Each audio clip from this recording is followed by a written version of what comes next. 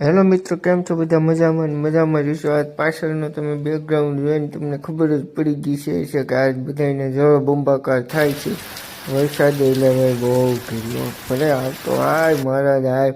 અને અમે આવ્યા હતા માવો ખાવા, તો અહીંયા હલવાના બે માવો ખાવો, માવો તો ખાઈ લીધો, પણ જાવું કેમ છે ભાઈબંધને ફોન કરી લીધો. માવા હતું તો તમને ખબર જ છે ભાઈ.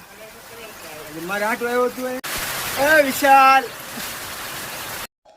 ભાઈબંધને માવો ખાવા હાથ તો કર્યો, પણ ભાઈબંધ આવ્યો તો અમારી પાસે કઈ પાસે માવો હતો નહીં. તો હવે ભાઈબંધ કહી તમે મને અહીંયા કપડાં પલાળીને બોલાવ્યો તો તમે માવો નખો એમ થોડો એમ તો ખીજી છે લપ થોડીક. ભાઈબંધ કે માવો તો ખવડાવવો જ પડશે, કે તમારે બેનો વારો પડી જાય.